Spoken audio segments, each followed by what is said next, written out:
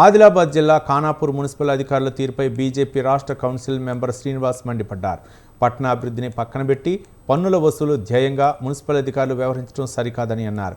పట్టణంలో మురికి కాలువల నిర్మాణం, రోడ్డు పనులు మధ్యలోనే ఆపివేయడంతో ప్రజలు, వాహనదారులు తీవ్ర ఇబ్బందులు ఎదుర్కొంటున్నారన్నారు.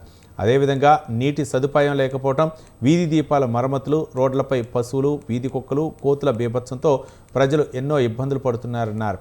నిన్న ఇంటి పన్నుల వసూలు పేరుతో పేద మధ్యతరగతి ప్రజలను భయభ్రాంతులకు గురిచేస్తూ పన్నులు వసూలు చేయటం అత్యంత దారుణం అన్నారు. ఇప్పటికైనా స్థానిక సమస్యలపై మున్సిపల్ అధికారులు దృష్టి సారించాలని విజ్ఞప్తి చేశారు.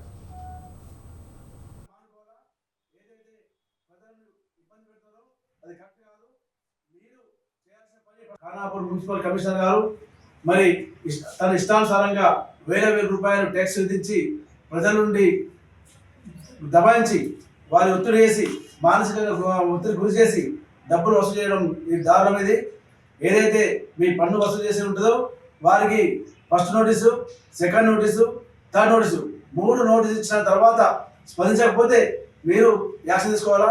కానీ మీరు డైరెక్ట్ పోయి అటాక్ చేసి ఇంటి ముందర తాళేసులు కానీ లాకేసులు కానీ వారి ఇంటి ముందు చిత్తపల్లి పెట్టి దౌర్జన్యం చేసి మొత్తం ఇది కరెక్ట్ కాదు. ఇకైనా మానుకోవాలా. ఏదైతే ప్రజలను ఇబ్బంది పెడతారో అది కరెక్ట్ కాదు. మీరు చేయాల్సిన పని ఫస్ట్ వసూలు కాదు.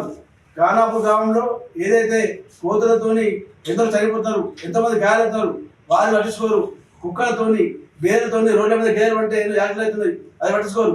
ఓన్లీ మీకు కావాల్సిన 70 రూపాయలుగా వసూలు చేయడం కరెక్ట్ కాదు. ప్రజల సమస్యలను పరిష్కరించాలా.